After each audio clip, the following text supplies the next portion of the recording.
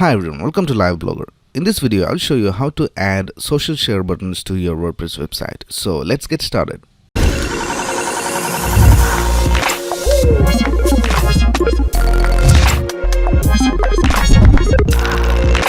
This is the dashboard of my WordPress website, and this is one of the posts.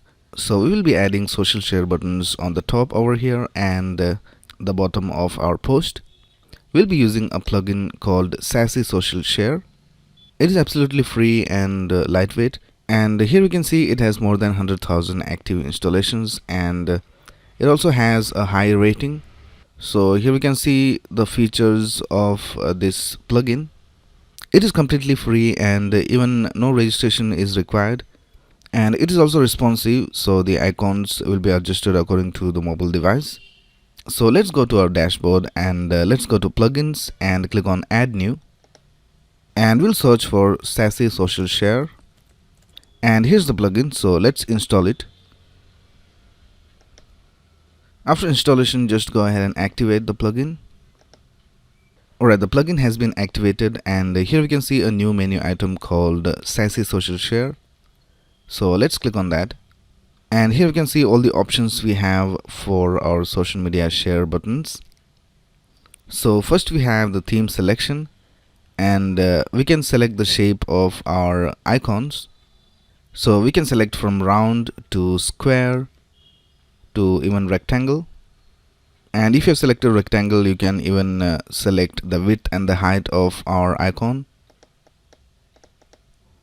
And for the square and round, you can select the size, and you can even add rounded corners to your icon. So let's just put 5 over here, and we can see the rounded corners over here.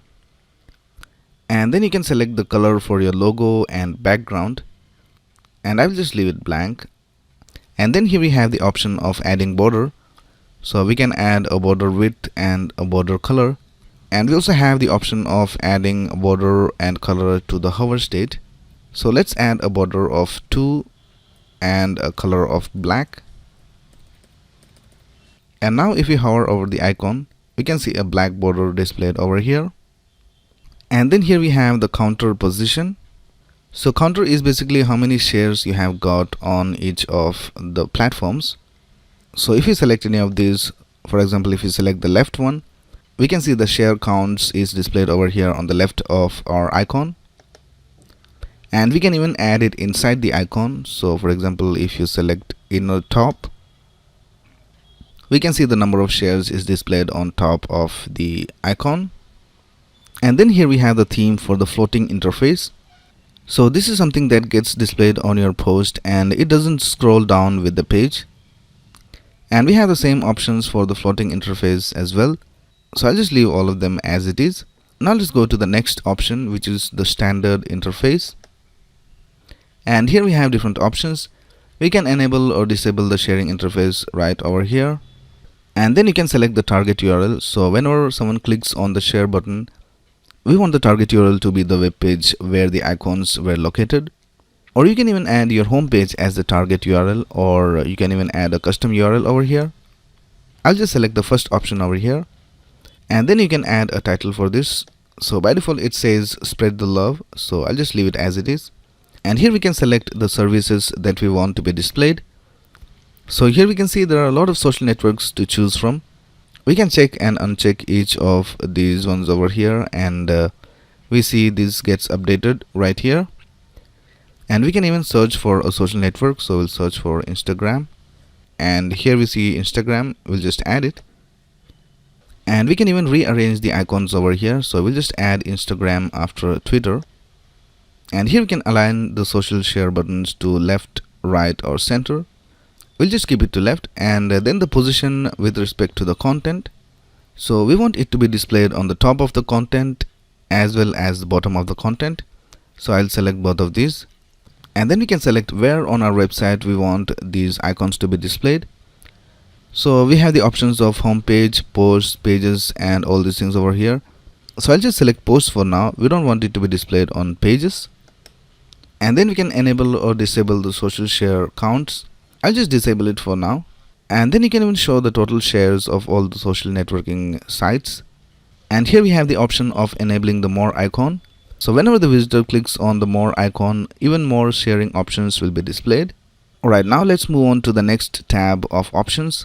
So the next one is for the floating interface, and here we have pretty much the same options.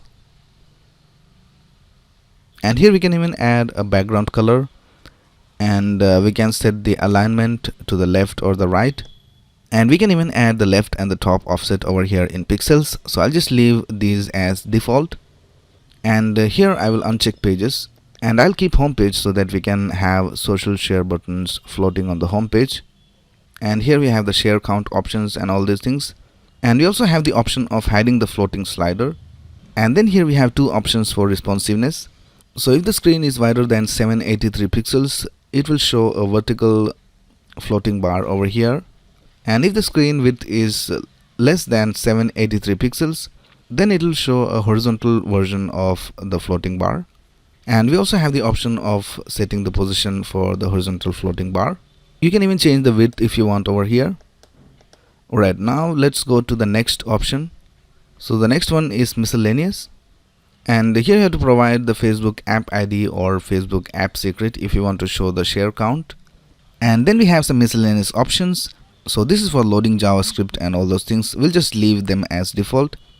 And then we have the option of changing the interval of the refresh of the share count. So right now with this setting, it will check every 10 minutes whether we have any new share, and if we have any, then it will add it to the share counter.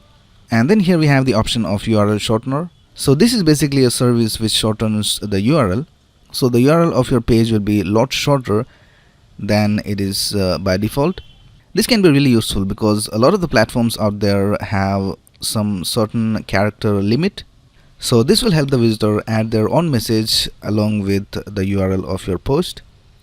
And then here we have the language, and then here you can type your Twitter username, so it will be shown like this. Here we have the message, here is the URL of the post, and then we'll have the Twitter username after that. So you can fill in this username over here as well. And then we also have this option of enabling sharing on AMP pages. AMP pages is a completely different topic, so we are not gonna go deep into that. We just have the option of enabling sharing on AMP pages as well. So we'll just keep it as default. And lastly, we also have the option of adding custom CSS. Alright, so now let's see what are the next options. So if you go to the next tab over here, we have the shortcode and widget, but we're not going to use them because we have already set our position in this settings over here. We have set the placement on the top and the bottom of the posts. And then we have the troubleshooter and then the FAQs. Alright, so now we have set up everything. Now let's go ahead and click on Save Changes. And we can see our settings have been saved. So let's go ahead and visit our site. So this is the home page of our website, and we can see the floating share buttons over here. And it stays over here. And we also have the option of hiding it. We can hide it by clicking on this arrow. And then if you go into any of these posts, we can see we have the floating share buttons and also these horizontal ones. And we can see our title over here, and if we go down, we can see the share buttons over here as well. Now let's take a look at the mobile version of this page. So we'll go to Inspect, and I'll just click on this button over here. And we can see when we have the mobile version, the floating share buttons we had over here on the left is now placed down horizontally, so it stays there. Let's go to the home page, and we have the share buttons at the bottom. If we increase the width, we can see it goes to the left side of the page. Alright, so that's basically it for this video. If you have any doubts, you can ask in the comments below, and click on the like button if you found this video useful. And also don't forget to subscribe to this channel to get the latest video updates. Thanks a lot for watching. Have a nice day.